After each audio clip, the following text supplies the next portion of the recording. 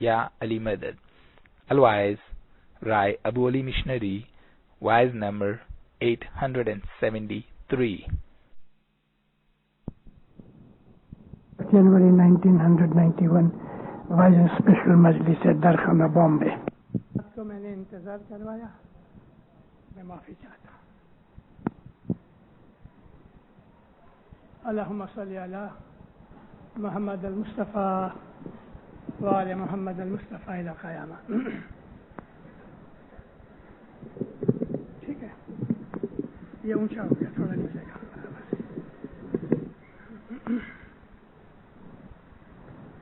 جے پنڈ بھاگا ست دھرم سر لاگا،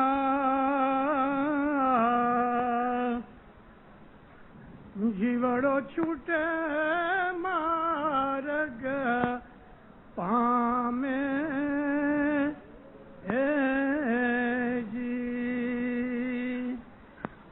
مولانا حضرت امام پہ صلوات پڑھو. مومنو اللہ.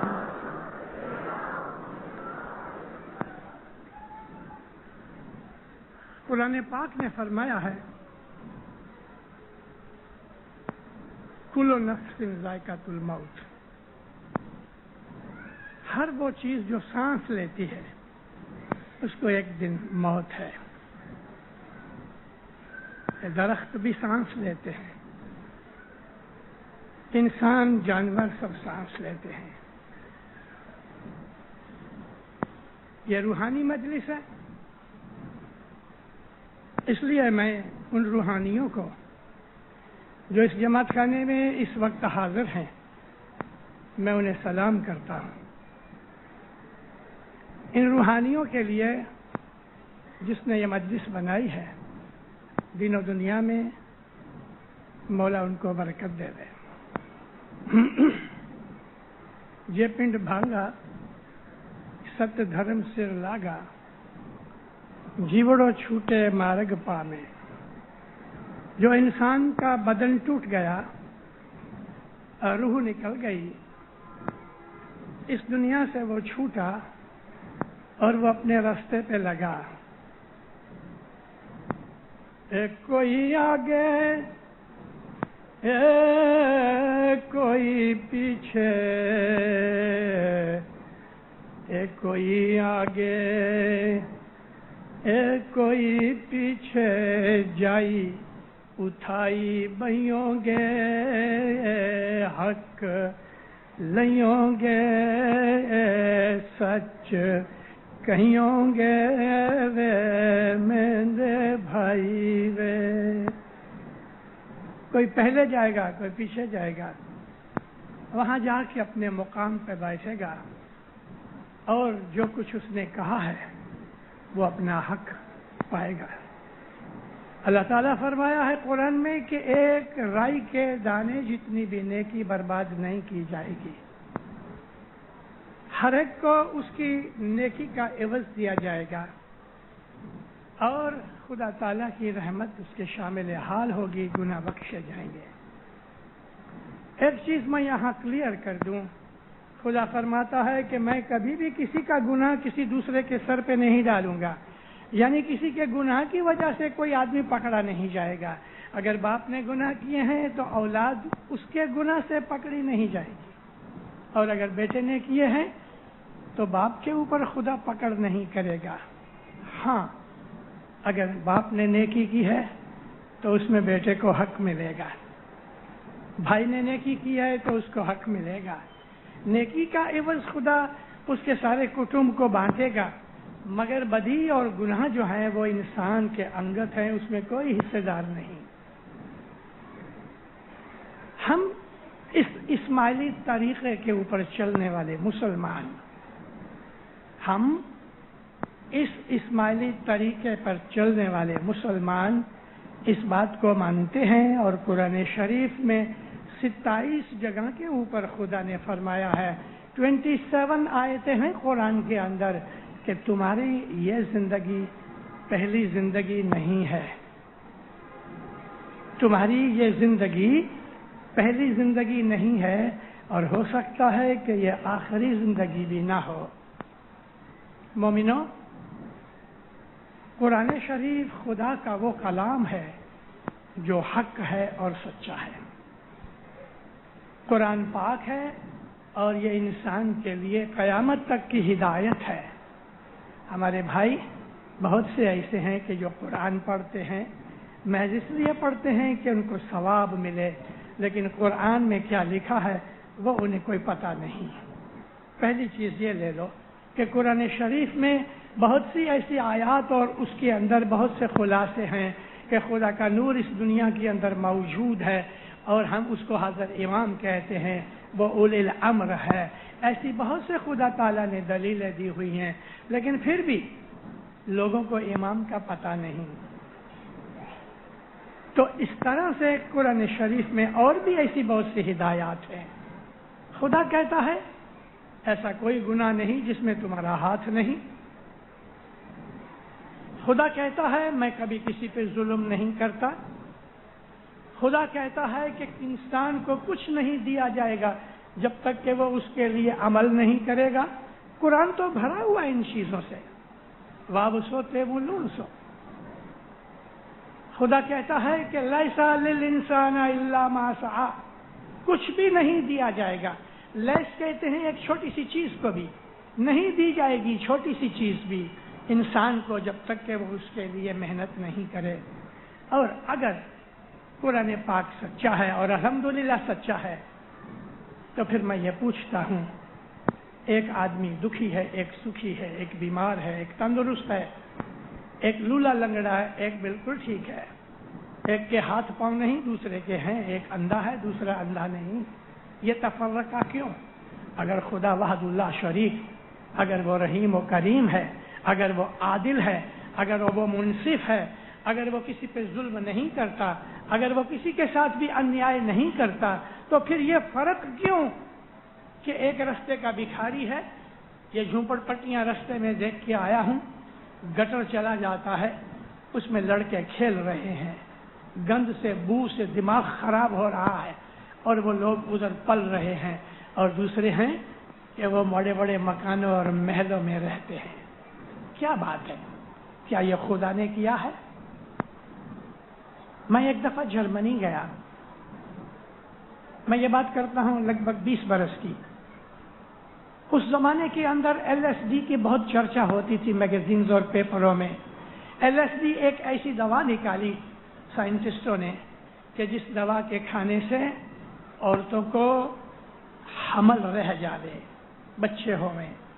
پھر ایک ایسی دوا نکلی کہ جو ان کو برتھ کنٹرول میں کام آتی تھی۔ ان دواؤں کی مکسچر سے یورپ کے اندر تقریباً 2 لاکھ بچے ایسے پیدا ہوئے کہ کسی کے ہاتھ نہیں تھے، کسی کے پاؤں نہیں تھے۔ میں نے ایک بچہ دیکھا، اس بچے کو دیکھ کے میں نے منہ پھرا لیا، بہت دیر تک میں اداس رہا، میری آنکھیں بھینی ہو گئی۔ یا مولا، اس روح نے کیا گناہ کیا ہوگا؟ اس کے یہ 2 ہاتھ جو تھے نا کندھے کے ساتھ لگے ہوئے تھے، بازو نہیں تھے، اور اس کے جو پاؤں تھے اس کے ہپس کے ساتھ لگے ہوئے تھے، اس کی ٹانگیں نہیں تھی۔ اب یہ بچہ بڑا ہوئے گا کیا کر سکے گا؟ اس کے ہاتھ ادھر لگے ہیں، وہ ہاتھ اس کے منہ تک نہیں پہنچتا، کھائے گا کیسے؟ کیا یہ خدا نے کیا؟ 1961 کے اندر میں کیپ ٹاؤن میں تھا۔ کیپ ٹاؤن ساؤتھ افریقہ کے اندر ہے۔ ایک دن میرے ہاتھ میں السٹریٹڈ ویکلی آف بامبے آیا، السٹریٹڈ ویکلی آف انڈیا چھپتا ہے ادھر۔ سینٹر پیج میں کوئین ایلزابتھ پرنس چارلز کو گود میں لے کے کھڑی ہے، اور اس کے اپوزٹ بمبئی کی ایک فٹ پاتھ کے اوپر ایک بھکارن کو بچہ آیا ہے۔ یہ بھکارن کو بچہ آیا ہے، کوئی مڈ وائف نہیں، کوئی ڈاکٹر نہیں، کوئی ساروار نہیں، کوئی ہائیجینک چیزیں نہیں۔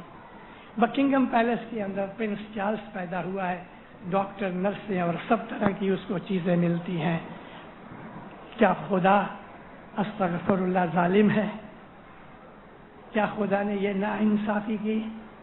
ایک کو محل میں پیدا کیا، دوسرے کو یہ بمبئی کی فٹ پاتھ پہ۔ یہ تمام چیزیں اگر آپ دیکھو تو اس کے پیچھے خود انسان ہی کے خود کے ہاتھ ہیں۔ خدا فرماتا ایسا کوئی دکھ نہیں جس میں تمہارا ہاتھ نہیں. خدا کسی پہ ظلم نہیں کرتا. یہ چیزیں ہمیں ظاہر کرتی ہیں اور قرآن شریف میں اس قسم کے بے حساب اشارے ہیں کہ ہماری یہ موجودہ زندگی ہمارے گئی زندگی کے کرتوتوں یا نیکیوں کا عوض ہے. اور اس زندگی میں ہم جو کچھ کریں گے ہم کو آنے والی زندگی کے اندر وہ زندگی چاہے دنیا میں ہوئے چاہے آخرت میں ہوئے مگر اس زندگی کے اندر خدا تعالی ہم کو ہماری آج کی زندگی کے کام کاج کا عوض دے گا. یہ دارالعمل ہے.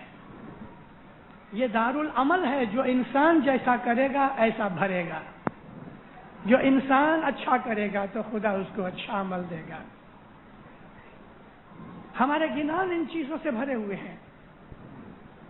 جس رے بھائی رے ہتے اچھی کرنی اے کمائی بھائی آگڑ تسے پھل ڈھویا. جس نے اس دنیا میں اچھی کرنی کمائی اس کو آگے ایسا ہی پھل دیا جائے گا. اللہ فرمایا رائی کے دانے جتنی بھی تمہاری نیکی برباد نہیں کی جائے گی لیکن گناہ بخشے جائیں گے. اسی لیے خدا نے ہماری انسانوں کی پیدائش کے ساتھ ساتھ اس نے اپنے نبی بھیجے, ہمارے لیے مرشد بھیجے کہ جو ہم کو تلقین کر کے واعظ کر کے یا دوسرے واعظین کی معرفت سے ہم کو ہدایت کرتے رہتے ہیں کہ اے لوگوں دنیا میں نیک بن کے چلو, اچھے بن کے چلو, کسی پہ ظلم نہ کرو, کسی سے دغا فریب نہ کرو, کسی کا حق نہ کھاؤ, کسی کے اوپر ظلم نہ کرو, کسی کی نندا غیبت نہ کرو, کوئی کا گناہ نہ کرو. رسول اکرم صلی اللہ علیہ وآلہ وسلم جب مدینے میں کوئی شخص گزر جاتا تھا حضور کے پاس جا کے کہتا تھا یا نبی میرا باپ گزر گیا, میرا بھائی گزر گیا, تو نبی پہلا کوشچن کیا کرتے تھے؟ کیا وہ قرضہ چھوڑ گیا؟ حکمت کی باتیں اسلام میں بہت ہیں. حضور نہیں پوچھتے تھے کہ اس نے کتنی نمازیں پڑھی, حضور نہیں پوچھتے تھے کہ وہ کتنا ایماندار تھا. نبی فرماتے تھے کیا قرضہ چھوڑ گیا؟ ہاں یا نبی قرضہ چھوڑ گیا, لیکن میں اس کا بیٹا ہوں, میں وعدہ کرتا ہوں اپنے باپ کا قرضہ بھر دوں گا. تو نبی جاتے تھے اس کے ساتھ اور مرنے والے کے جنازے پہ فاتحہ پڑھ دیتے تھے. کبھی بہت پیار آ گیا نبی کو, کوئی ایسا آدمی جو بہت امپورٹنٹ ہوتا تھا تو اس کے جنازے کی نماز بھی پڑھ دیتے تھے. لیکن اگر کوئی شخص مر گیا اور نبی پوچھے کہ قرضہ چھوڑ گیا, اور اگر وہ کہیں کہ ہاں یا نبی چھوڑ گیا, اور اس کا قرضہ بھرنے کے لیے کسی نے حامی نہیں دی, تو نبی اس کے جا کے جنازے پہ فاتحہ نہیں پڑھتے تھے. نبی کہتے تھے کہ یہ قرضہ چھوڑ کے مر گیا, میں اس کی شفاعت نہیں کروں گا.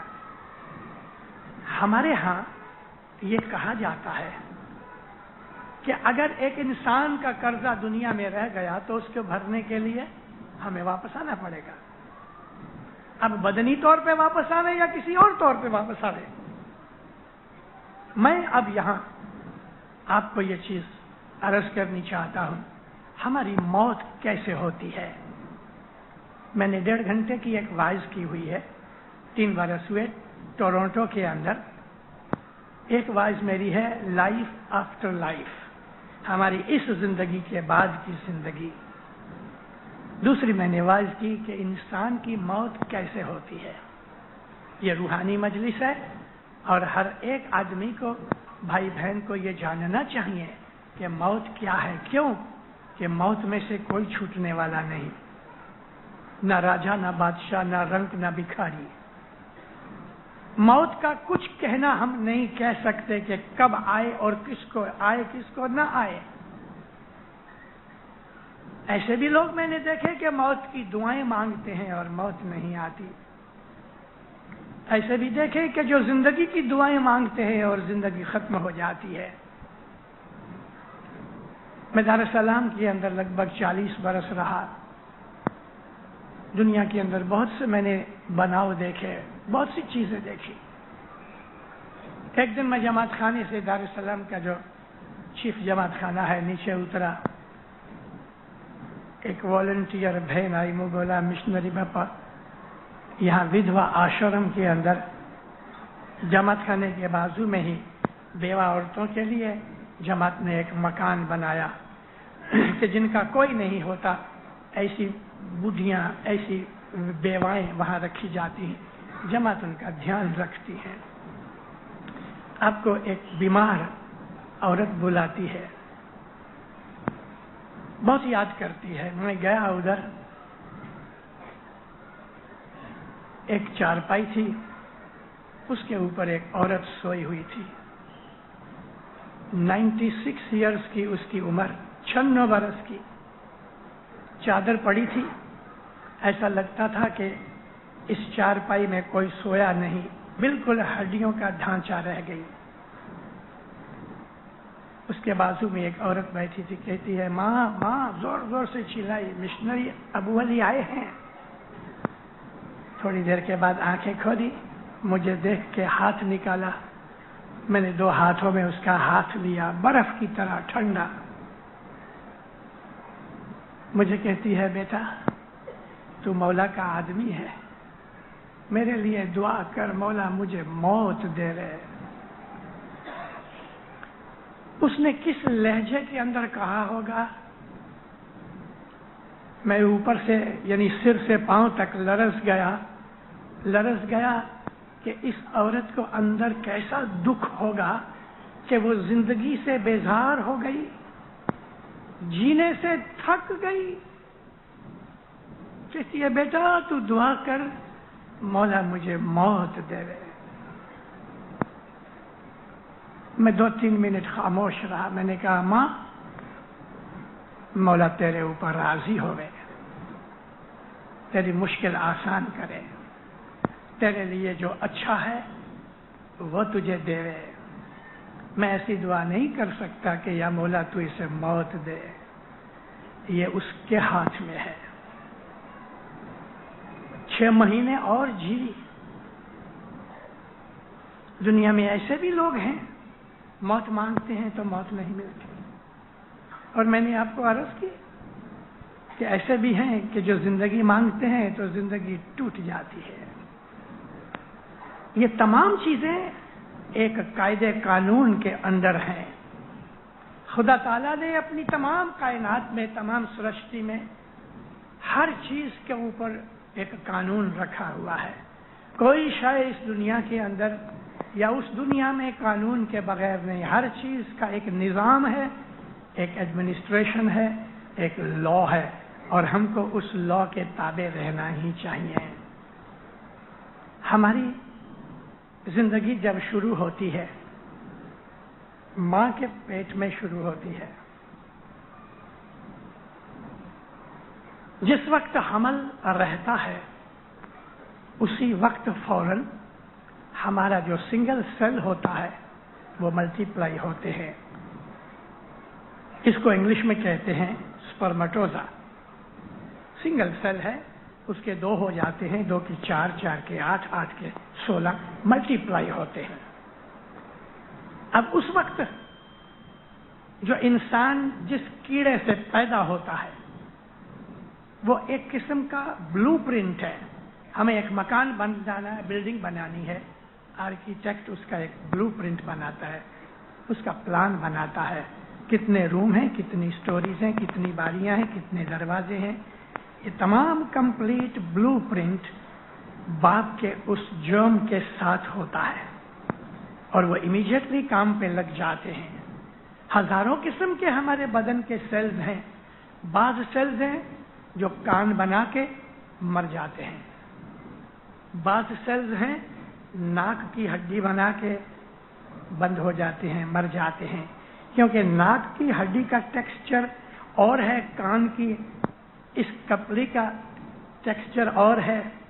बाज आंखें बनाते हैं, बाज होंठ बनाते हैं, बाज हाथ बनाते हैं, बाज नाखून बनाते हैं। हमारे बदन की तमाम चीजों के लिए खुदा ने जुदे जुदे मिस्त्री रखे हुए हैं और ये मिस्त्री अपना काम करके मर जाते हैं।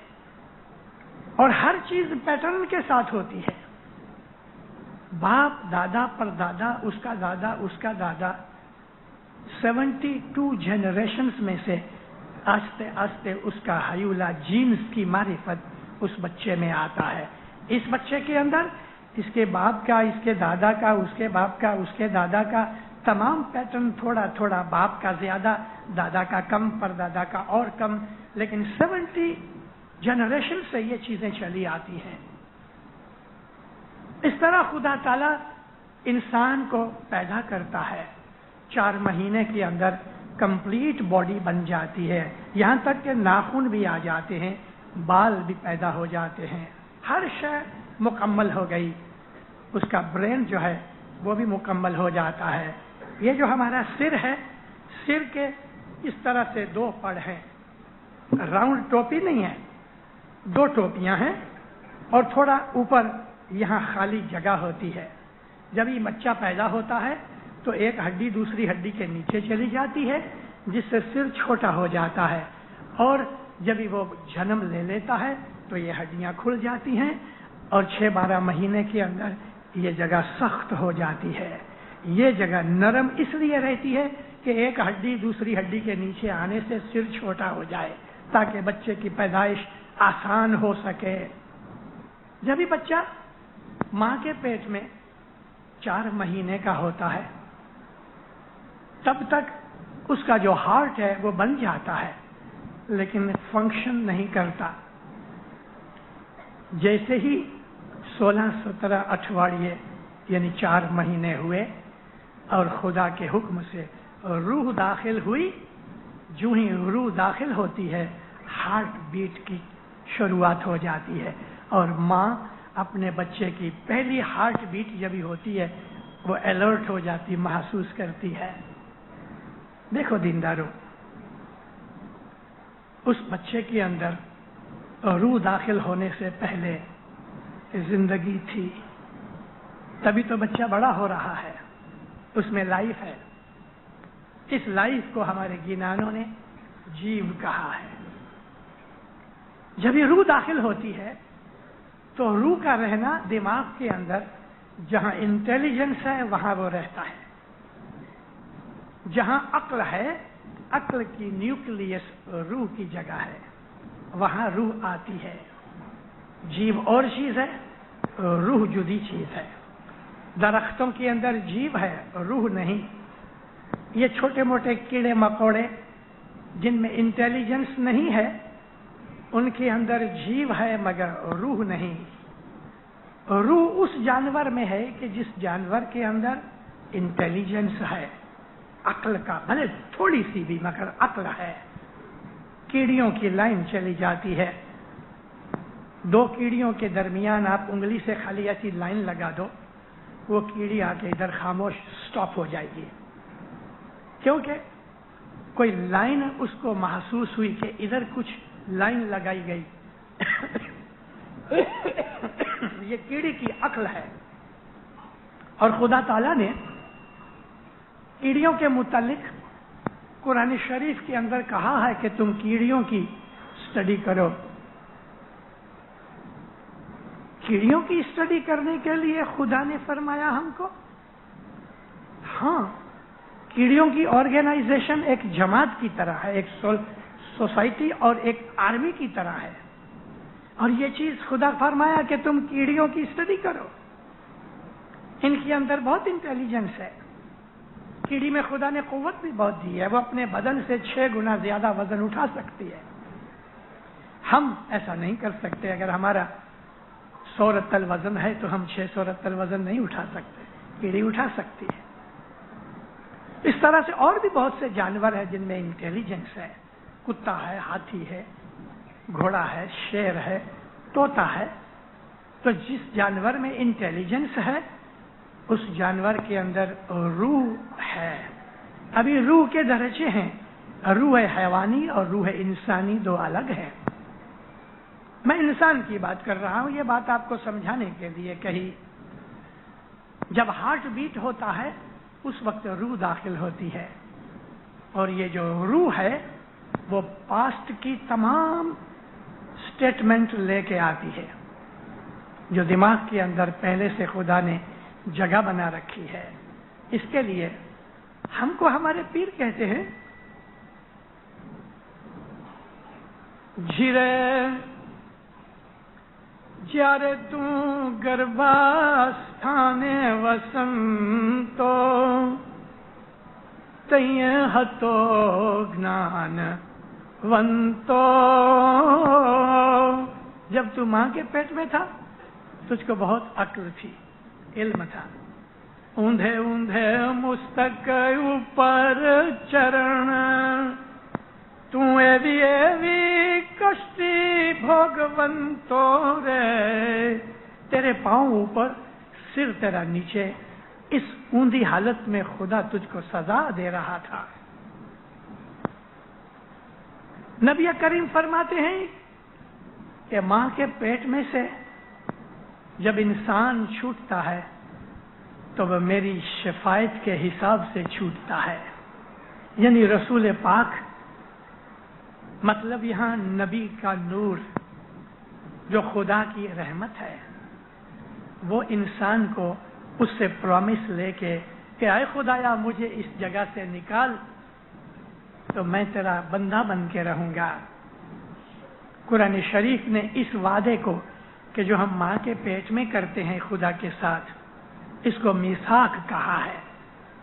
اور ہم کو پیر نے گنان میں ایسا ہی کہا ہے، اے جیناور ماس تو نے پیٹ ماہ راکھیا نبی محمد بند چھوڑایا جی.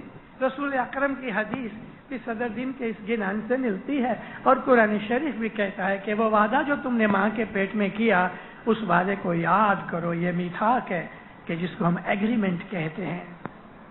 یہ چیز بھی ظاہر کرتی ہے کہ ماں کے پیٹ میں بچے کو سمجھ ہے. ابھی اس وقت 6 مہینے بھی نہیں ہوئے، دنیا کے بعض سائنٹسٹوں نے گئے 10-12 سال سے ایکسپیریمنٹ کرنے کے بعد انہوں نے ایک چیز طے کی کہ ماں کے پیٹ میں بچہ بڑا قابل ہوتا ہے اور سیکھتا ہے. اب ایسے کورسز بن رہے ہیں کہ ماں کے پیٹ میں بچے کو سکھایا جائے. آپ کو آپ کا لڑکا انجینئر چاہیے تو یہ سائنٹسٹ اس کے دماغ میں انجینئرنگ کے سیلز ڈال دیں گے. اگر آپ کو آپ کا بچہ چاہیے کہ وہ ایک بہت بڑا اوریٹر بنے تو وہ اوریٹر بن سکتا ہے. آپ کو چاہیے کہ وہ لڑکا کوئی بہت بڑا سائنٹسٹ بنے تو کون سی لائن کا سائنٹسٹ بنے. ماں کے پیٹ میں بچے کے دماغ میں مائکروسکوپک کنڈیشن سے ایسے حالات پیدا کیے جا رہے ہیں کہ وہ بچہ جب ہی پیدا ہوئے تو اس کی آئی کیو جو ہے نا، انٹیلیجنس، وہ اور بچوں سے 8-10 گنا زیادہ ہوئے. پھر صدر دین کا یہ کہنا 600 برس پہلے کہ ماں کے پیٹ میں تو گنان بنتا تھا، آج سائنس اس چیز کو قبول اور پروف دے رہی ہے کر کے. ماں کے پیٹ میں سکھایا جاتا ہے. ہمایوں کی جو وائف تھی، ہمایوں ہندوستان کا بادشاہ تھا، اکبر کا باپ تھا. ہمایوں کی ملکہ زبیدہ حاملہ تھی، بارش ہو رہی تھی اور وہ کچھ سی رہی تھی. سیتے سیتے اس کے پاؤں میں کھجلی ہوئی اور اس کا جو لیفٹ پاؤں ایسا پڑا تھا، ہاتھ میں سوئی تھی. سوئی سے اس نے اپنے پاؤں کو، تلے کو تھوڑا کھجانا شروع کیا. ذرا سا ایک بوند جتنا لہو نکلا. اس کو کچھ آئیڈیا آیا، اس نے اس کے بازو میں ذرا سی سوئی اور لگائی. دوسری بوند نکلی، پھر سوئی لگائی، تیسری بوند نکلی. یوں کرتے کرتے اس نے ایک پھول بنایا اور ہر دفعہ جب یہ سوئی لگاوے تو لہو کی چھوٹی سی بوند نکل آوے. اس نے ایک پھول بنایا. اتنے میں ہمایوں آ گیا. ملکہ کیا کرتی ہو؟ کہتی بس میں یوں ہی اپنے پاؤں میں ایک پھول بنا رہی ہوں اور میں چاہتی ہوں کہ میرے بچے کے پاؤں میں ایسا پھول ہوئے. جب یہ اکبر پیدا ہوا تو اس کے لیفٹ پاؤں میں ایسا ہی پھول قدرتی طور پہ تھا. خدا کی قدرتیں کیسی ہیں. ہماری اسماعیلیہ کاؤنسل کا ایک سیکریٹری افریقہ میں ایک گاؤں کے اندر، میں گاؤں کا نام نہیں لیتا ہوں، اس کے گھر میں لڑکی پیدا ہوئی، پہلی لڑکی شادی کے بعد. اور وہ جو لڑکی پیدا ہوئی تو اس کی آنکھیں پھرتی تھی، آنکھوں میں نور نہیں تھا، ہر وقت آنکھیں ایسا پھرتی رہتی تھی. بیچارے ماں باپ دل میں دکھی ہوتے تھے. خدا تعالیٰ کی مرضی، ڈاکٹروں وغیرہ کو بہت بتایا گیا. خدا کیا کرنا ایسا کہ 1.5 برس کے 2 برس کے بعد ایک اور بچہ پیدا ہوا. وہ لڑکی تھی، اس کی بھی آنکھیں اسی طرح سے اور وہ بھی اندھی تھی. اب تیسری دفعہ جو وہ حاملہ ہوئی تو ڈاکٹر دیکھنے کے لیے آیا، بیمار ہو گئی سخت. تو بیڈ روم میں جب ہی گیا تو وہاں ایک ککو کلاک تھا کہ اس کلاک میں ایک لڑکی تھی، وہ ایسی ایسی آنکھیں گھماتی تھی. وہ ڈاکٹر چمک کے کھڑا ہو گیا، اس کو کہا مسٹر سو اینڈ سو، تیری 2 لڑکیوں کی آنکھیں کیوں خراب ہوئیں؟ مجھے آج پتا لگا. اس کلاک کو پھینک دو نہیں تو تیسرا بچہ بھی ایسا ہی ہوئے گا. اس نے کلاک نکال دیا، تیسرا بچہ اچھا سلامت ہوا. ہماری ماں کے پیٹ میں ہم سب کچھ جانتے ہیں. ماں جو سنتی ہے بچہ سنتا ہے، ماں خوشی ہوتی ہے بچہ خوشی ہوتا ہے، ماں ناراض ہوتی ہے بچہ اداس ہوتا ہے. ماں جو کھاتی ہے اس کا سواد بچے کو ملتا ہے. ماں اور بچہ ایک ہی ہوتے ہیں. اس طرح ہمارے مذہب کے اندر یہ بتایا گیا ہے ہم کو ہمارے بزرگوں نے کہ جب یہ بچہ ماں کے پیٹ میں ہوئے، اور میں بسا اوقات وعظوں میں خاص طور پہ جب یہ بھائیوں کی مجلسیں ہوتی ہیں تو میں کہا کرتا ہوں کہ جب بچہ پیٹ میں ہوتا ہے تو اس وقت تم دعا پڑھتے وقت نیت کرو، یا مولا میں دعا پڑھتی ہوں اپنی طرف سے اور اپنے اس پیٹ کے بچے کی طرف سے، تو اس کا ثواب بچے کو بھی ملتا ہے اور بچہ ماں کے ساتھ دعا پڑھتا ہے. اگر بچے کا علم بڑھانا ہے تو ماں اگر گنان بول رہی ہے تو بچہ بھی گنان بول رہا ہے. بہت سے ایسے لوگ ہیں کہ جن کو گنان کے اوپر قدرتی بھاونا پریم ہے اور جلدی سے گنان سیکھ جاتے ہیں. اس کی بیک گراؤنڈ یہ ہے کہ اس کی ماں گنان بولتی تھی یا گنان سنتی تھی کہ جو بچہ بھی سنتا ہے. تو اس طرح دینداروں، ماں اور بچہ ایک ہی ہوتے ہیں. بچے کے پیٹ کی یہ جو ناڑ ہے وہ ماں کے رحم کے ساتھ لگی ہوتی ہے. وہ 2 نالیاں ہوتی ہیں، ایک بڑی ہے ایک چھوٹی ہے. جو باہر کی نالی ہے اس سے اس کو خوراک آتی ہے، اور جو درمیان کی نالی ہے اس میں سے اس کو ہوا آکسیجن ملتی ہے ماں کے پھیپھڑوں میں سے. اور جب بھی بچہ ماں کے اندر پیٹ میں رہتا ہے تو وہ جو ہوا والی نالی ہے اس نالی کے ذریعے سے ماں کے پھیپھڑے اور دماغ کے اندر نروس سسٹم کا اثر پیٹھ کی جو ریڑھ کی ہڈی ہے اس ہڈی کے نیچے تک آتا ہے. اور ہماری یہ جو نیول ہے جس کو ہم دوٹی کہتے ہیں، ناف کہتے ہیں اردو میں، اس کے بالکل پیچھے ایک پھول جیسا ہے. میں آپ کو بڑی اچھی بات سنا رہا ہوں. ایک پھول جیسا ہے، اس کو ہمارے گنانوں میں نابھی کمل کہا ہے. یہ نابھی نہیں، نابھی کمل، جو بالکل ایگزیکٹلی اس کے پیچھے ریڑھ کی ہڈی کے اوپر ہے.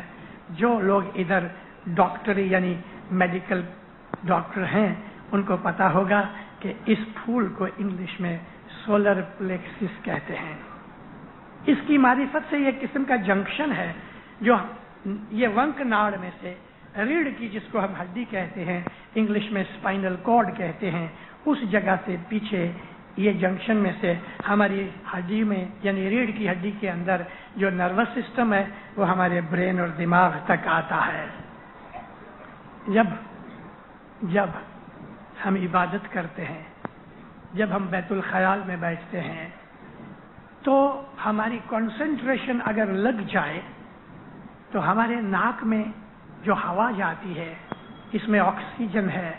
یہ تھوڑی سی ہوا اگر اوپر چلی جائے، کیونکہ ہماری آنکھوں کے درمیان ایک چھوٹی سی کیویٹی ہے، اس کا ایک رستہ اوپر جاتا ہے، وہ عموماً بند رہتا ہے. ہم اس کو ایکٹیویٹ نہیں کرتے، نہ کر سکتے ہیں نارمل حالت میں. ہم جو سانس لیتے ہیں ناک میں ایسا جا کے نیچے اتر آتا ہے پھیپھڑے میں، لیکن اگر آپ کسی طریقے سے وہ اوپر کی جو سوراخ ہے اس کو جو تھوڑا سا ایکٹیویٹ کر دو، تھوڑی سی ہوا جو اس کے اندر چلی جاوے تو ساری اسپائنل کارڈ یہاں تک ایکٹیویٹ ہو جاتی ہے.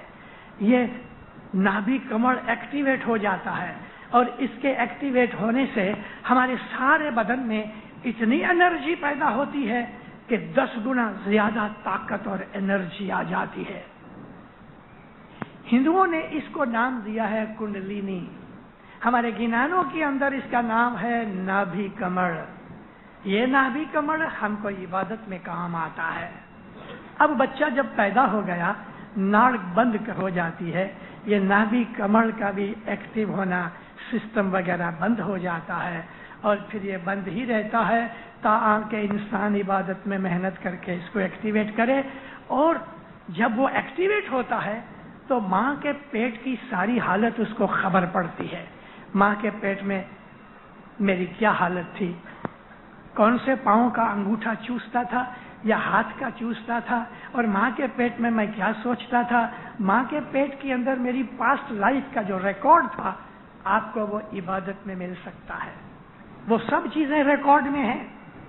یہ سارا ریکارڈ لے کے بچہ پیدا ہوتا ہے، اور اگر اس بچے کو آپ نے اچھی تعلیم اور ٹریننگ دی، اگر اس بچے کو اچھے ماں باپ کے ہاتھ میں دیا گیا اور وہ ماں باپ عقل والے سمجھدار ہیں تو اس بچے کو آپ روحانی حالت میں لگا سکتے ہو. اگر آپ نے کچھ بھول کی تو یہ بچے کا جو راستہ ہے ٹریننگ بدل جانے سے یہ بدماش لچا بھی بن سکتا ہے. اس چھوٹی عمر میں اس کی سلیٹ کے اوپر جو لکھ دو گے وہ ہو جائے گا، اور اپنی پاسٹ لائف کا تمام ریکارڈ اس کے اندر ہے. آج بھی اس وقت ہمارے دماغ میں ہے. عبادت وہ شے ہے کہ آپ نہ صرف اتنا کہ ماں کے پیٹ میں آپ کی کیا حالت تھی، بلکہ ماں کے پیٹ میں آنے سے پہلے میری کیا حالت تھی، اسی طرح سے میں کیسے مروں گا، کہاں مروں گا، مرت وقت میری حالت کیا ہوگی، وہ بھی ہمیں معلوم ہوتا ہے. ہمارے بدن کے اندر 10 دروازے ہیں. 9 تو ہم جانتے ہیں.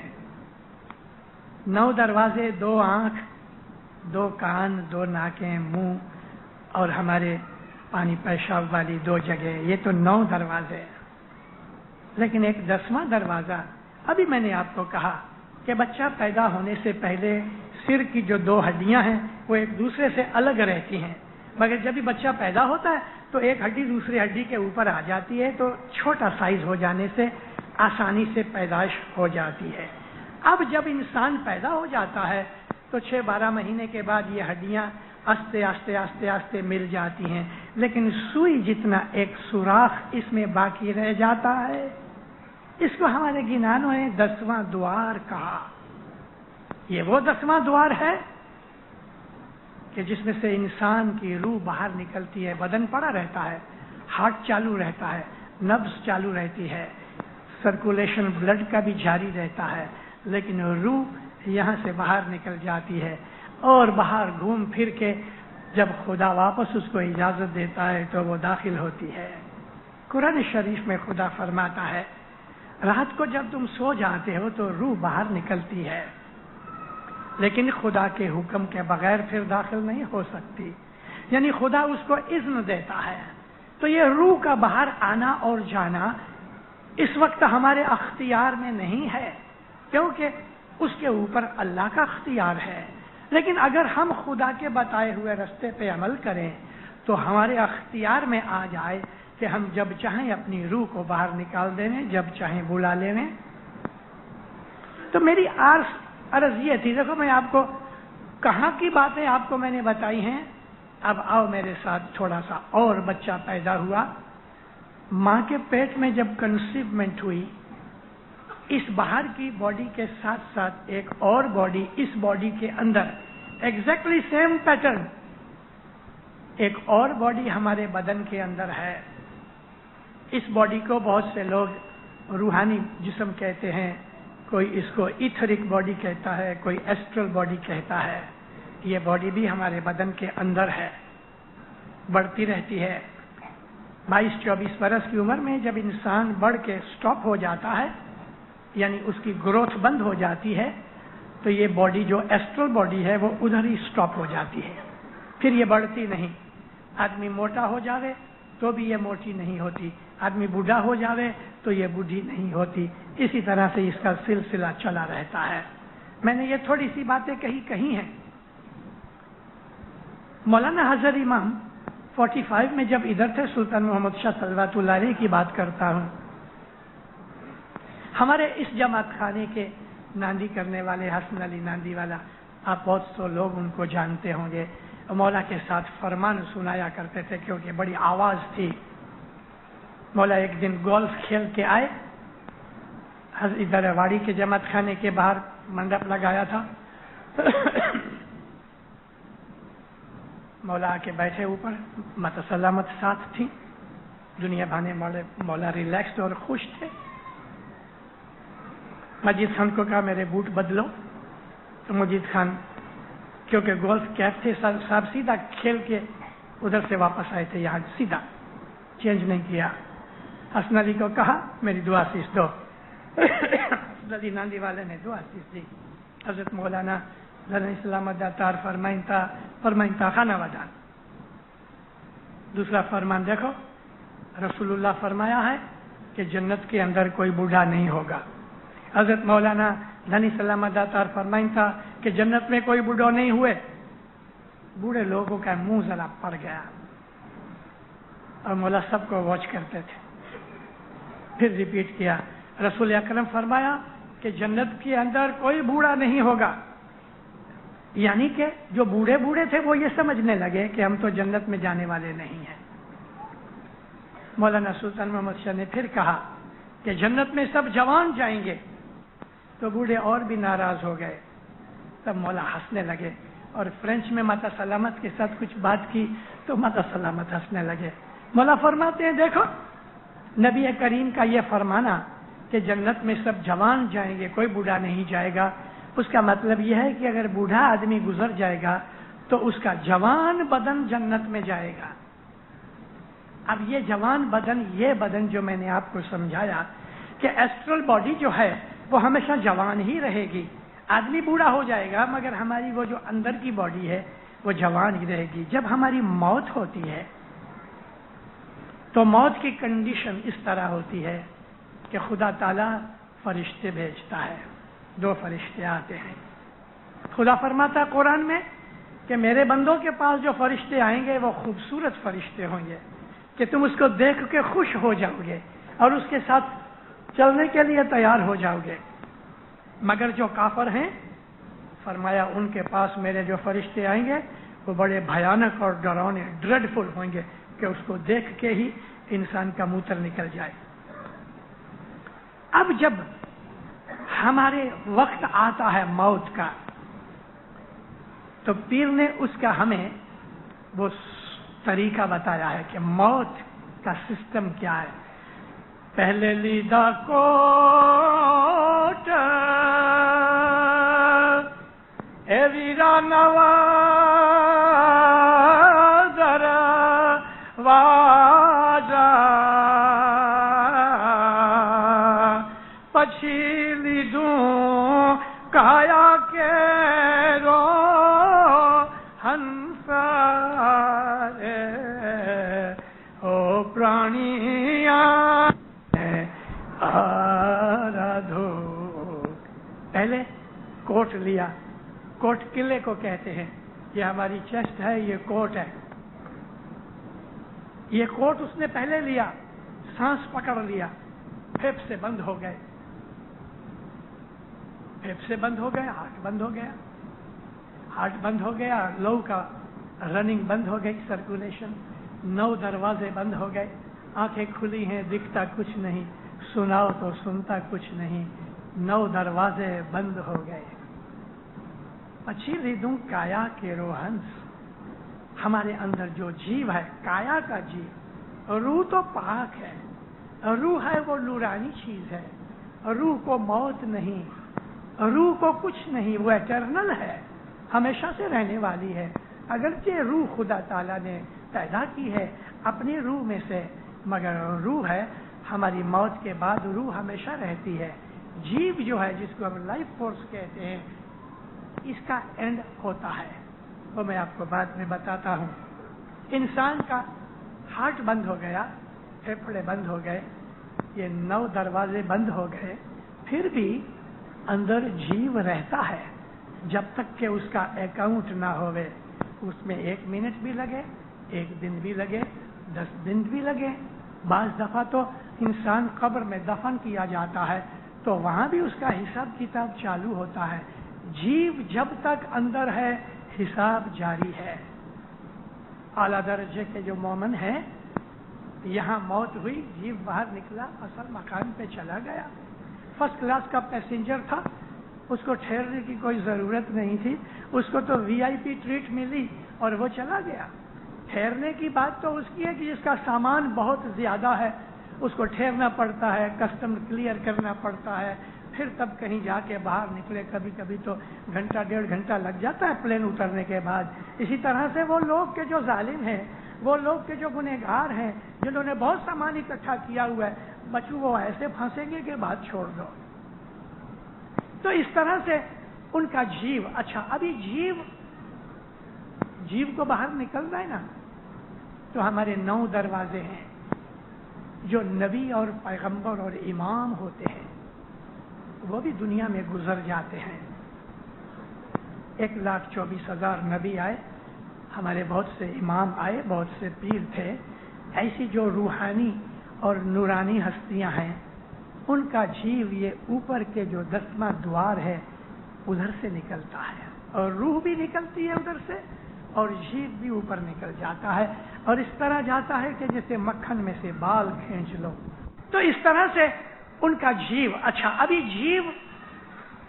جیو کو باہر نکلنا ہے نا، تو ہمارے 9 دروازے ہیں جو نبی اور پیغمبر اور امام ہوتے ہیں، وہ بھی دنیا میں گزر جاتے ہیں۔ 1,24,000 نبی آئے، ہمارے بہت سے امام آئے، بہت سے پیر تھے۔ ایسی جو روحانی اور نورانی ہستیاں ہیں، ان کا جیو یہ اوپر کے جو 10واں دوار ہے ادھر سے نکلتا ہے، اور روح بھی نکلتی ہے ادھر سے، اور جیو بھی اوپر نکل جاتا ہے، اور اس طرح جاتا ہے کہ جیسے مکھن میں سے بال کھینچ لو۔ رسول اکرم فرماتے ہیں کہ جو مومن بالکل مومن ہے، خدا کے عاشق ہے، خدا ان سے پیار کرتا ہے، ان کی جیو آسانی سے نکلتی ہے کہ جیسے مکھن میں سے بال نکل گیا۔ مگر جو کافر ہیں، یہ نبی کریم کی حدیث ہے کہ جو کافر ہیں، گنہگار ہیں، اس کی مثال ایسی ہے کہ ریشم کا ایک کپڑا لے کے کانٹے والی جھاڑی کے اوپر ڈال کے اس کو کھینچو تو اس کے تار تار جدا ہوتے ہیں۔ فرمایا اس طرح اس کا جیو بڑے دکھ سے نکلے گا۔ اب نبیوں اماموں کی بات چھوڑ کے جو اعلیٰ درجے کے مومن ہیں، وہ جب گزر جاتے ہیں تو آنکھوں کے رستے ان کی موت ہوتی ہے۔ اس سے نیچے درجے کے جو ہوتے ہیں تو ناک میں سے ان کی موت ہوتی ہے۔ اس سے نیچے درجے کے ہوتے ہیں، منہ کھلا، ہوا نکل گئی۔ اس سے نیچے کے درجے ہیں تو وہ کان میں سے ان کی جیو نکلتا ہے، اور جو بہت ہی لو کلاس کے گنہگار ہیں، وہ پاخانے اور پیشاب کی جگہ سے ان کا جیو نکلتا ہے، اور بہت بہت پینفل ہوتا ہے۔ خدا تعالیٰ رحیم و کریم ہے۔ اگر موت کے وقت ہم نے خدا کو یاد کر کے اپنے گناہوں کی معافی مانگی تو اس آخری گھڑی بھی رسول اکرم اس کی شفاعت کرنے کے لیے کھڑے ہو جاتے ہیں۔ خدا فرماتا ہے کہ میرے جو بندے ہیں جو مجھے پیار کرتے ہیں، میں ان کو پیار کرتا ہوں۔ اور ہماری جماعت میں ایسے بہت سے لوگ ہیں کہ جب موت آنے والی ہوتی ہے تو اپنے بچوں کو کہتے ہیں میرا ٹائم ابھی تھوڑا ہے، فلانے ٹائم پہ جاؤں گا۔ اور ایسا بھی ہوتا ہے تو وہ بچوں کو کہتے ہیں دیکھو ابھی مولا مجھے لینے آیا ہے۔ ایسے اعلیٰ درجے کے مومن ہیں کہ جن کو خود مولا لینے کے لیے آتے ہیں، شاپیر لینے آوے، اعلیٰ درجے کے فرشتے آوے، جیسے کہ خدا نے کہا کہ میرے مومن جب یہ ہوتے ہیں میرے بندے تو ان کے پاس میرے خوبصورت فرشتے جاتے ہیں، ان کے لیے تو VIP ٹریٹمنٹ ہوتی ہے اور چلے جاتے ہیں۔ جب انسان کا جانے کا وقت آتا ہے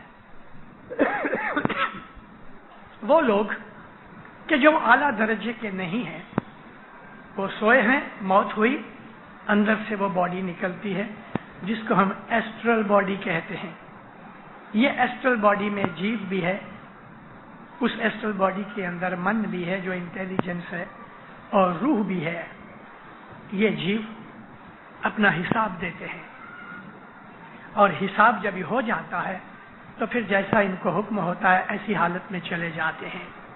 بعض ایسے ہوتے ہیں کہ جن کو خدا بعض سرٹن ٹائم تک اس دنیا میں ان کو رہنے دیتا ہے، اور وہ اس ایٹماسفیئر میں یعنی دنیا کے ارد گرد 300 ساڑھے 300 مائل کے ایریا تک ہماری دنیا کا یہ ایٹماسفیئر ہے، اور اس ایٹماسفیئر کے پاس ہی اوزون کی وہ لیئر ہے کہ جو لیئر زمین کو بچاتی ہے ان الٹرا وائلٹ ریز میں سے کہ جو سورج میں سے نکلتی ہیں، اور ہم انسانوں نے اپنے ہاتھوں سے اس اوزون کی لیئر کو پنچر کر دیا ہے، اس لیے ساری دنیا کا جو ویدر بیلنس ہے نا، کلائمیٹک بیلنس چینج ہو گیا ہے۔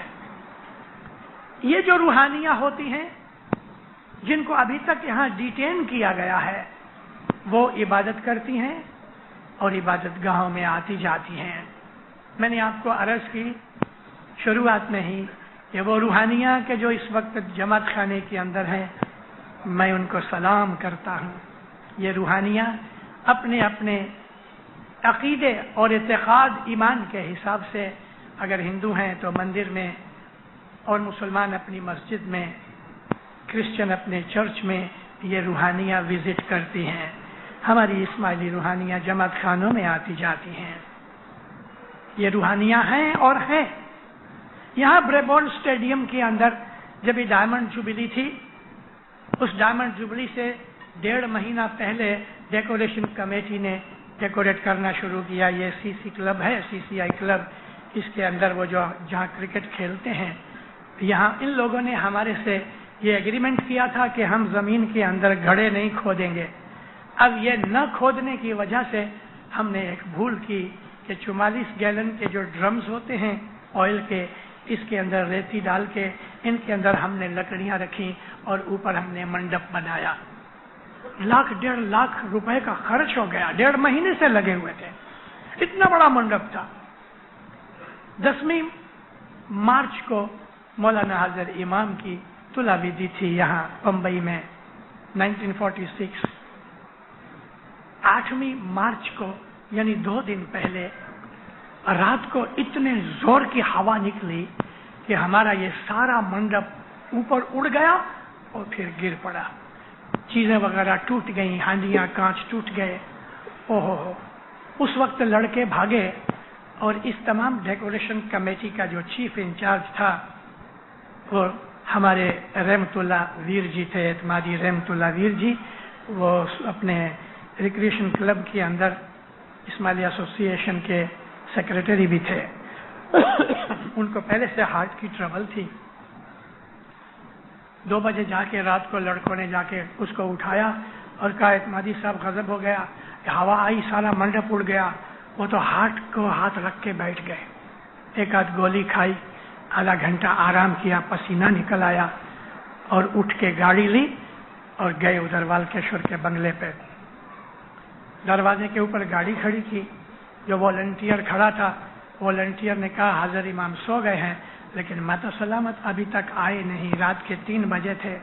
اس دن رات کو گورنر کی پارٹی تھی، کھڑے رہے۔ ماتا سلامت جب ہی آئے تقریباً 3:30 بجے تو اعتمادی رحمت اللہ ویر جی نے کہا ماتا سلامت بہت غضب ہو گیا، بہت بڑی دکھ کی بات آ گئی۔ پوچھا کیا ہے؟ کہتے کہ آپ حضرت امام کو اٹھاؤ تو ہم بات کریں۔ ماتا بہت غصے ہوئی، میں اس کو اٹھاؤں؟ بالکل نہیں، وہ آرام کرے۔ بھائی ماتا سلامت یہ ہو گیا، بھلے ہو گیا، میں اس کو اٹھانے والی نہیں۔ اچھا، کھڑے رہے۔ صبح 6:30 بجے کے قریب امام سلطان محمد شاہ گاؤن پہنا ہوا باہر نکلے बाहर निकले कि तो इनको देख के माँ बाप पूछा, रहमतुल्लाह क्या बात है? तो इसकी आंखों में पानी आया। कहते खुदावन आज 9 तारीख की सुबह हुई, कल हमारी जुबली है, वो जो हमने डेकोरेशन किया था मंडप सारा उड़ गया। मौला हंस के कहते हैं, रहमतुल्लाह बहुत अच्छा हुआ, ऊपर की रूहानियां भी मेरी तुला विधि देखेंगी। तो आसमान खुला रखा, रूहानियां हैं, फरिश्ते हैं। ये वो रूहानियां हैं कि जो दुनिया में रहते थे, इबादत वगैरह पूरी न होने की वजह से इस एटमॉस्फियर में है, और यहाँ ये इबादत करके आहिस्ता आहिस्ता आहिस्ता ऊपर चले जाते हैं, इनके दर्जे बढ़ते जाते हैं, यहाँ तक के आलम नासूत में से निकल के आलम मलकूत में चले जाते हैं और फरिश्ते बन जाते हैं। जब ये फरिश्ते बनते हैं तो इनकी वो जो एस्ट्रल बॉडी होती है, वो गर्दन से नीचे सारी एस्ट्रल बॉडी मिट जाती है, सिर्फ गर्दन रह जाती है, चेहरा रहता है, और साइड में 2 पांख निकल आते हैं। खुदा ताला फरमाता है कि मेरे फरिश्तों में ऐसे फरिश्ते हैं जिनके 2 पांख हैं, बाज फरिश्तों के 3 पांख हैं, बाज फरिश्तों के 4 पांख हैं। कुरान पाक ने हमको ऐसी बातें सिखाई हैं कि जो आमतौर पे लोगों को मालूम भी नहीं। तो ये पांख क्या है? और वो मैंने आपको कहा कि उसकी गर्दन से नीचे की बॉडी खत्म हो जाती है, मिट जाती है, सिर्फ गर्दन रह जाती है। ये मैं बात करता हूं आलम मलकूत की, जहां इंसान फरिश्ते बन जाते हैं, सिर्फ उनकी शक्लें रहती हैं, और बिल्कुल साइड में गर्दन के पास पांख निकलते हैं, एक इधर होता है। अगर 3 हैं तो एक पीछे होता है, अगर 4 हैं तो 2 साइड में 200 होते हैं। इस तरह हमारी रूहानी हालत बढ़ती रहती है, यहाँ तक कि हम बड़े अजीम फरिश्ते आलम मलकूत से निकल के आलम जबरूत में पहुंचते हैं। जबरूत वो जगह है कि जहाँ आला दर्जे के फरिश्ते हैं। फिर इधर भी इबादत करते करते इंसान ऊपर चढ़ता है तो आलम लाहूत में पहुंचता है कि जो नबी रहते हैं, पैगंबर रहते हैं, और दुनिया के अंदर वो इमाम, जिस बदन के अंदर नूर इमामत का होता था, वो बदन फिर वहां होते हैं। नूर और चीज है और रूह और चीज है। नबी और इमाम जिस दिन इमाम और नबूवत का डिक्लेरेशन करते हैं, उस दिन उनका नूर यानी इमामत का नूर या नबूवत का नूर और उनकी रूह एक हो जाते हैं। हम मरने के बाद वासल हक होते हैं, वो लोग जिंदगी में वासल हक होते हैं। और भी ऐसी कई चीजें हैं हमारी मौत के बाद की जिंदगी की, मगर ये सब हमारे हाथ में है। हम जिस तरह से चाहें इस तरह हमारी मौत होवे, कहाँ होवे, कैसे होवे, हमारे अख्तियार में खुदा दे देता है, और उसका रास्ता है हमारी बैतुल ख्याल। सुबह की इबादत जो है वो तमाम भेदों की चाबी है। ऐसी ऐसी चीजें आपको पता लगेंगी कि जो नॉर्मली आपको बहुत अजायब लगती होंगी। अगर आप इबादत करो सुबह की, तो आपको दुनिया और दीन के वो इसरार नजर आने कि जो इन आंखों से नहीं दिखते, लेकिन अंदर की आंखें खुल जाने से आपको वो चीजें मिलती। इस्माइली दीन के अंदर, इस्माइली मजहब के अंदर ये जो बैतुल ख्याल की बात है ना, वो एक अजीम चीज है, लेकिन हम इसी एक चीज से बहुत बेदरकार हैं। हमने सबसे बेदरकारी अगर कोई चीज से की है मजहब के अंदर, तो वो सुबह की इबादत है। ये सुबह की इबादत करो दीनदारो, सुबह की इबादत करो, रोज जमात खाने आके इबादत करो। इधर आने से फायदा ये है कि सुबह के वक्त रूहानियां और फरिश्ते आके आपके साथ इबादत में शामिल होते हैं, और उनकी वजह से आपको ज्यादा लाभ और सवाब होता है। लेकिन अगर मजबूरी की वजह से नहीं आ सकते तो घर पे करो, मगर करो। 4 पौने 4 बजे उठ बैठो, पेशाब वगैरह करके हाथ मुंह धो, आधा गिलास पानी पियो, और पानी पीने के बाद जमीन के ऊपर, कुर्सी के ऊपर नहीं, सिवा के किसी को अल्थराइटिस की बीमारी हो या बहुत बूढ़ी उम्र है, जमीन पे बैठ के, चटाई पे बैठ के इबादत करो। इस तरह बैठो कि जैसे जमात खाने में बैठते हैं। हर रोज इबादत करो। रोज इबादत करते करते करते आपको, आपके जीव को आदत हो जाएगी। इसमें 2-4 बरस भी निकल जावे, 10 बरस भी निकल जावे। अरे दीनदारों, कभी कभी 40 वर्ष के बाद इंसान को खुदा कोई बख्शीश देता है, लेकिन एक बात जरूर याद रखना, अगर आप हर रोज इबादत करोगे तो खुदा जरूर बख्शीश देगा। अब ये उसके हाथ में है कि एक दिन में देवे कि 50 बरस में देवे, या ये भी मुमकिन है कि ऐन मौत के वक्त आपको ये गिफ्ट पार्सल देवे, लेकिन देगा और जरूर देगा। इबादत करो। ये जो रूहानियां गुजर जाती हैं, कभी कभी हमारे ख्वाब में आती हैं। अगर सपने के अंदर कोई गुजर गई रूहानी आ जावे तो उससे घबराने की कोई बात नहीं। जो ही आंख खुले, पहली चीज ये करो कि सलवात पढ़ो और इसका सवाब उस रूहानी को दो जो आपके सपने में आ गई। और दूसरी चीज ये है कि फिर आप करवट बदल के सो जाओ अगर इबादत का टाइम नहीं हुआ तो। लेकिन रात को कुछ न कुछ मीठी दुआ घर में बना के जमात खाने लेके उस रूहानी की दुआ कराओ। 1 पैसा रखो कि 100 रुपया रखो, आपकी मन मुराद की बात है। वो रूहानी के जो सपने में आई उसके नाम की दुआ कराओ। देखो दीनदारों, मैंने बाज ऐसी जगहों पे देखा है कि पाठ के ऊपर जो हजर इमाम की शातिर की मेहमानी आती है, कई जमात खानों के अंदर भूल होती है हमारी कि हजर इमाम की मेहमानी के ऊपर हम मरहूम की दुआ कराते हैं। ये गलत है, ये नहीं होना चाहिए, क्योंकि वो तो हजर इमाम का माल हो गया। अब आप किस तरह से हजर इमाम से छीन के अपने उस रूहानी के लिए देने? घर से अगर रूहानी की दुआ करानी है तो घर से कुछ चीज लेके आओ मेहमानी की, वो दुआ की नीयत से, और उसके ऊपर आप मरहूम की दुआ कराओ। या फिर मुखी कमड़िया मुखियानी कमड़ियानी दोनों पाठ के ऊपर एक स्पेशल प्लेट होवे कि जो रूहानी की दुआ के लिए ही होवे, और उसके ऊपर रूहानी की दुआ कराई जा सकती है। एक बात मैं कह दूं, हकीकत यह है कि हमको घर से रूहानी के लिए दुआ कराने के लिए कुछ सामान ले आना चाहिए, या तो फ्रूट होवे या दूध होवे या कोई मीठी चीज होवे। गोश्त मच्छी रूहानी की दुआ के लिए बराबर नहीं है। या मीठी चीज होवे, दूध होवे, फ्रूट होवे। अगर आप घर से नहीं ला सकते तो जमात खाने के अंदर एक नांदी खरीद के फिर जाओ मुखी के पाठ के पास के मुझको रूहानी की दुआ करानी है। और अगर ये नहीं तो मुखी कमड़िया एक प्लेट रखते हैं स्पेशल रूहानी की दुआ के लिए। अब आपने इसमें दुआ तो करा ली, मगर ये प्लेट आप तो नहीं लाए, मुखी कमड़िया लाए, तो इस प्लेट के भी एक्स्ट्रा 5-15 सेंट के पैसे रखो। आप खुद एक नादी खरीद के लाते, उसकी जगह यह है कि मुखी कमड़िया ने एक प्लेट रखी, मगर वो मुखी कमड़िया ने ले आए।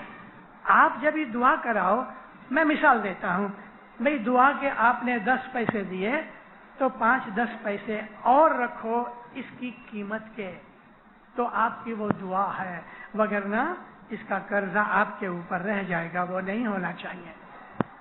हम जो रूहानियों को दुआएं करा के इधर जो सवाब देते हैं, वो सवाब उनको मिलता है, लाजिम मिलता है। और वो सवाब मिलता है सिर्फ ताजा गुजर गए हुए नहीं। मान लो कि किसी का दादा 100 बरस पहले गुजर गया है और आपका दिल चाहा कि मैं अपने 100 बरस पहले गुजरे हुए दादा की रूहानी की दुआ कराऊं, उसको कुछ सवाब दूं, तो उसको पहुंचेगा। क्योंकि बरस 100 बरस, 1000 बरस, 10,000 बरस हमारे लिए बड़े हैं, वहां ऊपर तो हमारे लाख बरस का भी 1 मिनट होता है। कुरान शरीफ में खुदा फरमाता है तुम्हारे 50,000 बरस का मेरा 1 दिन है। तो 100 बरस के 1000 बरस आप कह सकते हो, या मौला मेरी बाप दादाओं के अंदर सबसे पहले जो इस मजहब में दाखिल हुआ, उस वक्त की रूहानी से लेके आज तक जितनी रूहानियां हो चुकी, मैं उन सब के सवाब के लिए दुआ मांगता हूं। हो सकता है खुदा ताला का पोस्ट ऑफिस तो बहुत अच्छा है। अगर गवर्नमेंटों का पोस्ट ऑफिस स्टैंप लगा दो तो कागज पहुंचा देते हैं, तो मौला का पोस्ट ऑफिस तो खराब नहीं, आप स्टैंप लगाओ, पहुंच जाएगा कागज, बिल्कुल पहुंचेगा। इन मरने वाले को हम जो कुछ भी उनके पीछे करते हैं उसका सवाब मिलता है। यहां तक कि मौलाना हजर इमाम ये भी कबूल करते हैं कि अगर कोई आदमी गुजर गया और 5 बार साल में नहीं है, آج ہم چاہتے ہیں کہ وہ 5 بار سال کا ثواب بھی حاصل کرے تو حضرت امام اس کو قبول کرتے ہیں. اور بھی ایسی بہت سی مجلسیں ہیں کہ جن کے اندر حضرت امام مرحوموں کو ممبر کے طور پہ لیتے ہیں، لیکن بیت الخیال میں نہیں ہو سکتا. بیت الخیال جو ہے وہ ذاتی پرسنل عبادت ہے. بیت الخیال کے اندر ایسا کوئی دادا پر دادا جو بیت الخیال میں نہیں تھا، آج ہم اس کو داخل کرنا چاہیں تو وہ نہیں ہو سکتا. اسی لیے بیت الخیال کے اندر روحانی کی دعا نہیں ہوتی، بیت الخیال میں روحانی کا چھانٹا بھی نہیں ہوتا. ہاں، آپ روحانی کی مجلس بنا سکتے ہیں، کیونکہ وہ آدمی جو گزر گیا ہے اس نے خدا کی عبادت کتنی کی وہ خدا جانے اور وہ جانے. روحانی کی مجلس ہو سکتی ہے، لیکن روحانی کا چھانٹا بیت الخیال میں نہیں ہو سکتا. اسی طرح سے ہماری جو چاند رات کی مجلس ہے وہ پیورلی دسوند کی مجلس ہے. دسوند ہی کا چھانٹا ہوتا ہے.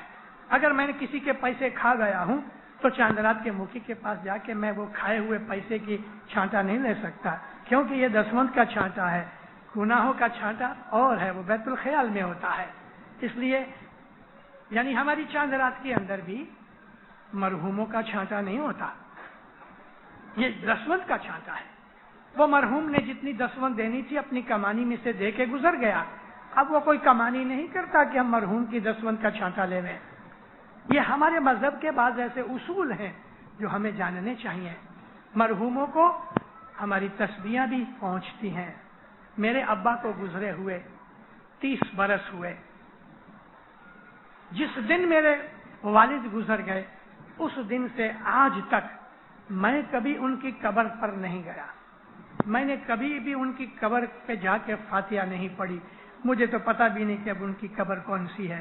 اسی طرح سے میری ماں کو 15 سال ہو گئے، لیکن آج تک ایک بھی دن میں چوکا نہیں. ایک صلوات کی تسبیح نکال کے میں اپنے باپ کی روح کو ثواب دیتا ہوں. اور جب میری ماں گزر گئی تو میں نے دونوں کو شامل کر لیا. صلوات پڑھو اپنے روحانیوں کے لیے، زور سے صلوات پڑھو. اللہ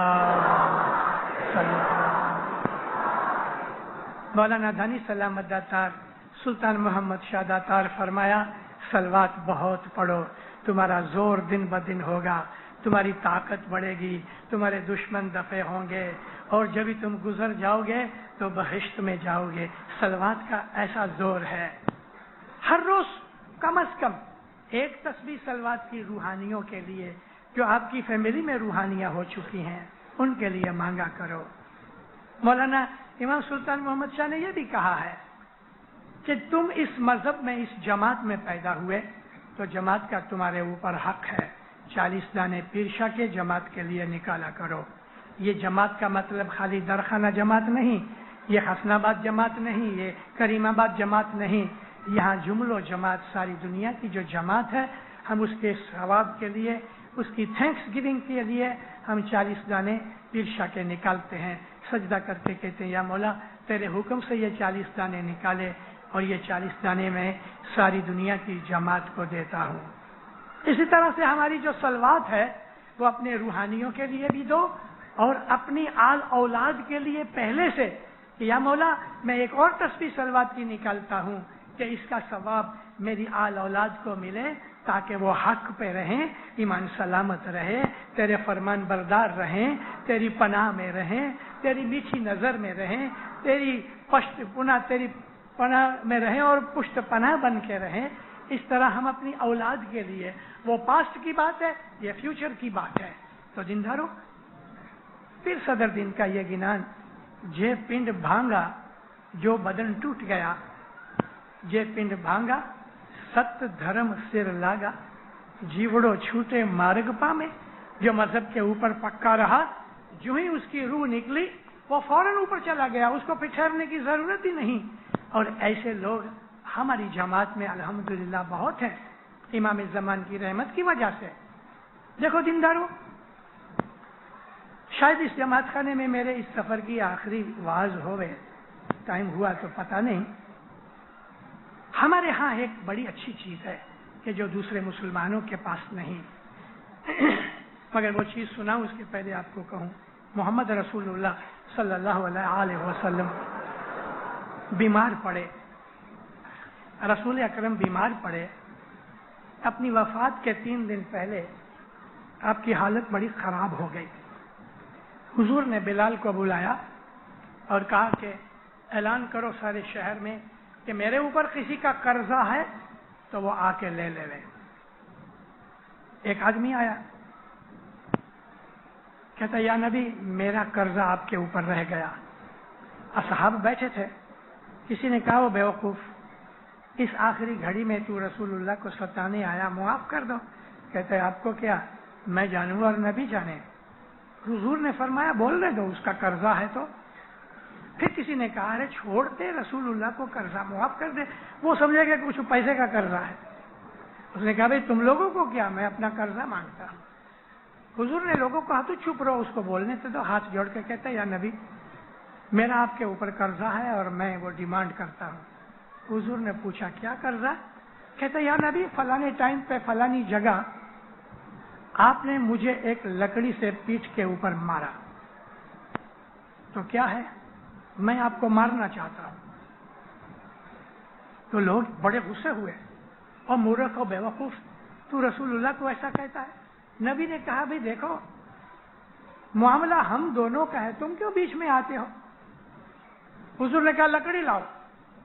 लकड़ी आई, सबके मुंह उतरे हुए थे, कुछ गुस्से में थे। कहता ये लकड़ी मुझे मार ले। कहता या नबी मेरी पीठ नंगी थी।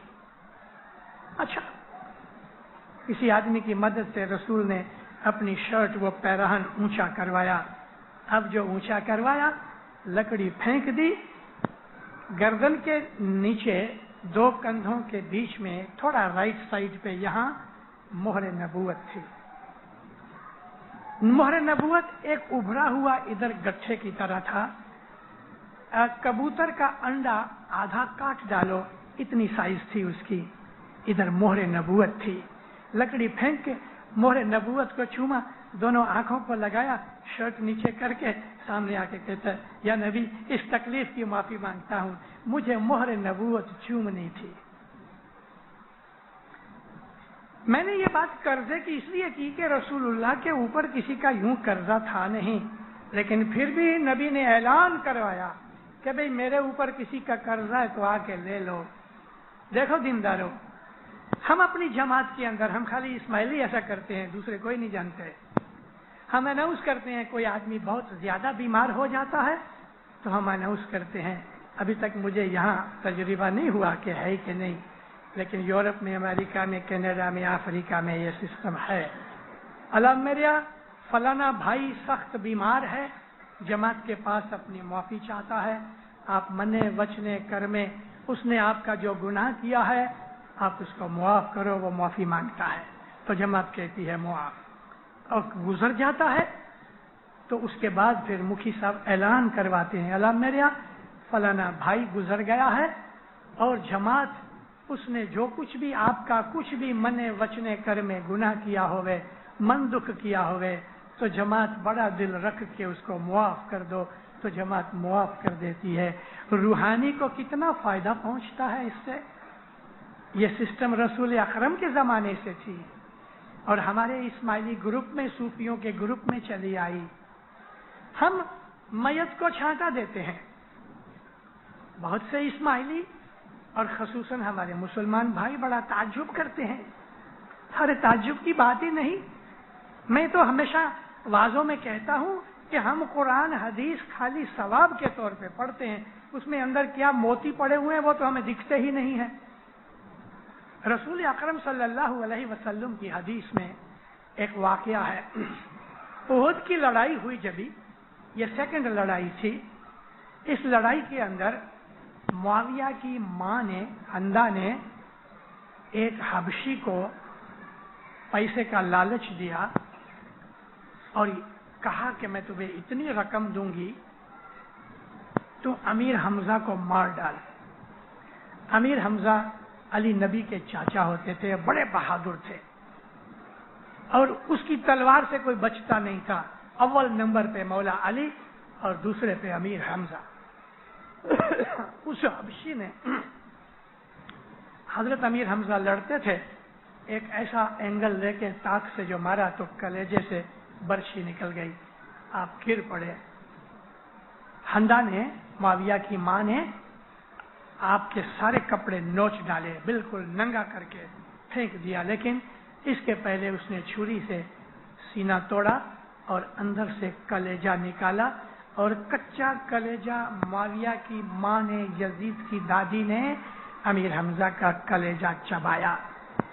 کلیجہ کڑوا ہوتا ہے، اتار نہ سکی لیکن چبا کے تھوک دیا۔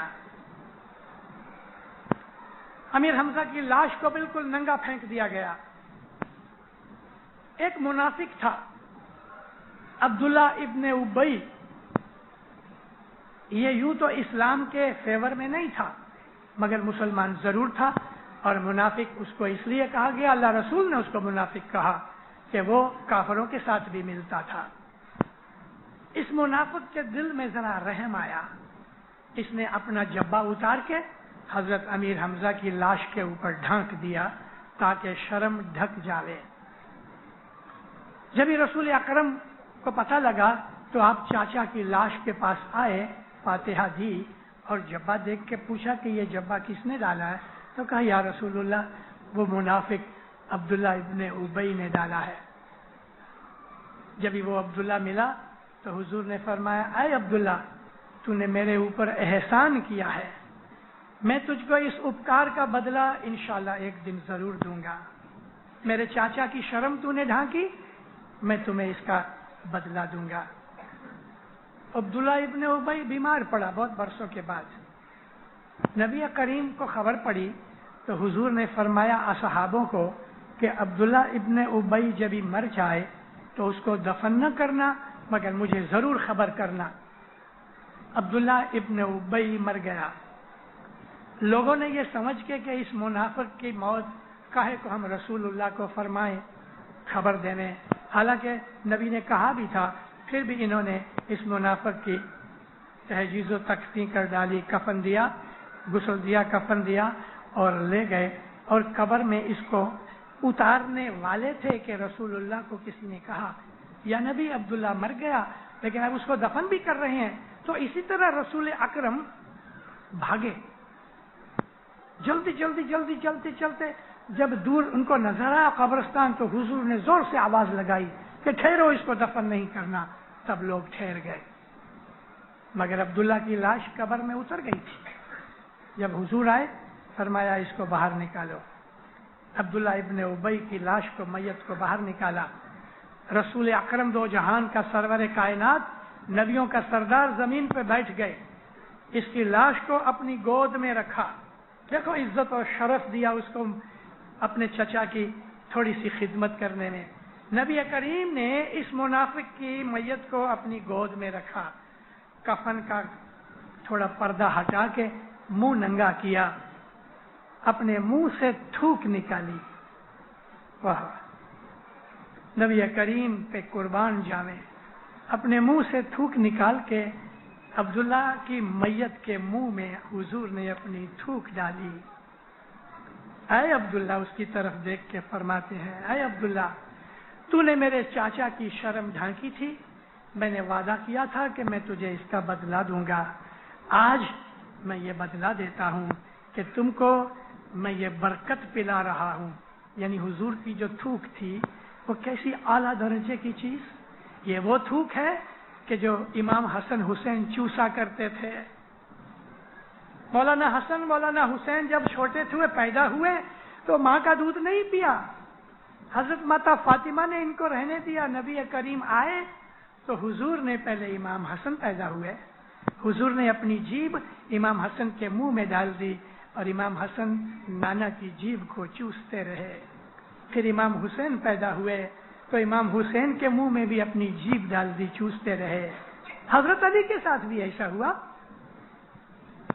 جب حضرت علی پیدا ہوئے تو رسول اکرم مکہ میں نہیں تھے، تھوڑی باہر ذرا دور گئے ہوئے تھے۔ مولا علی روئے بھی نہیں، ماں کی دھاون بھی نہیں پی، چپ چاپ بیٹھے رہے۔ لیکن تیسرے دن نبی کریم جب آئے تو رسول خدا نے حضرت علی کو اٹھا کے جب ہی دیکھا تو پہلی دفعہ مولا علی نے آنکھیں کھولی اور رسول اکرم ने एक दूसरे का दीदार किया।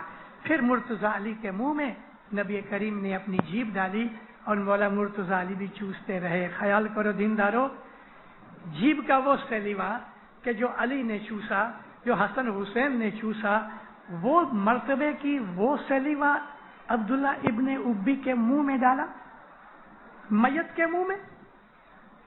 हम इस्माइली लोग मौलाना हजरत इमाम की ये बख्शिश जिसको हम नियाज कहते हैं, पीरों ने इसको नूर कहा है, पीरों ने इसको पावल कहा है, पीरों ने इसको अमी कहा है, पीरों ने और भी बहुत से नाम इसके रखे हैं। ये अमृत हम मैयत के मुंह में डालते हैं, नियाज डालते हैं। ये चीज हमने रसूलुल्लाह से सीखी है। रसूल करीम मैयत के मुंह में अगर अपना सेलीवा डालते हैं तो हम अपनी मैयत के मुंह के अंदर हजरत इमाम का सेलीवा तो नहीं ला सकते, लेकिन उसके दिया हुआ नियाज उसको पिलाते हैं और उसको छांटा देते हैं। ये बिल्कुल इस्लामी रीत है। भले मुसलमान नहीं करते ना सही, उनको तो पता भी नहीं है इस चीज का। तो हम अपने मरने वाले की बड़ी इज्जत करते हैं। हमारे यहाँ जो गुजर जाता है वो तो बड़ा खुश नसीब है, उसको नियाज मिलता है, उसको माँ दिन का छांटा मुखी देते हैं, उसके पीछे मजलिसें होती हैं, उसके पीछे जियारत होती है, उसके पीछे 10वां 20वां 30वां 40वां होता है, वो तो खट जाता है। शाबाश है उनको जो ये काम करते हैं।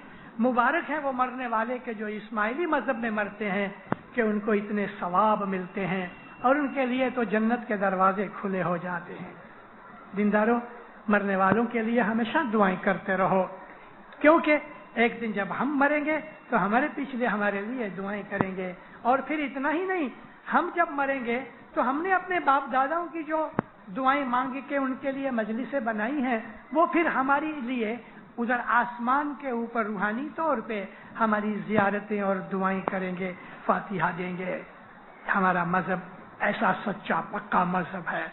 मौला आपको सुखी आबाद करे, ईमान की सलामती देवे, दो जहान में बरकतें देवे, हमेशा हक पे रखे, फरमान बरदार मोहम्मद बनाए, 10 सुकरीत में पूरा रखे, बदियों बुनाइयों से बचाए, गुनाह के काम करने से बचाए, दीन जमात के दुश्मन को दफा करे। मौला दीन दुनिया में आपकी चढ़ती करे। मौला आपके ऊपर हमेशा राजी रहे, आपकी आल औलाद को बरकतें खुशियाँ देवे, ईमान सलामत रखे, ईमान बढ़ाता रहे, रोजी रिज़्क में बरकत देवे, जान माल में बरकत देवे, आल औलाद में बरकत देवे। मौला आपकी आबरू ज़्यादा करे, तंदुरुस्ती देवे, जिंदगी भर किसी का मोहताज ना होने देवे, आपकी दुआएं कबूल करे, खुशियाँ देवे, बरकतें देवे, आबादी देवे। मौला आपको बख्शिशें देवे, ज़हर बातुन दीदार नसीब करे।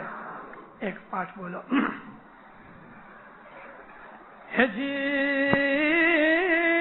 पीर हसन कबीर दीन सेवक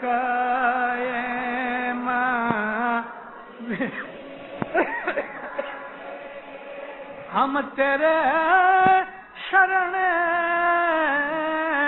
मुरारी या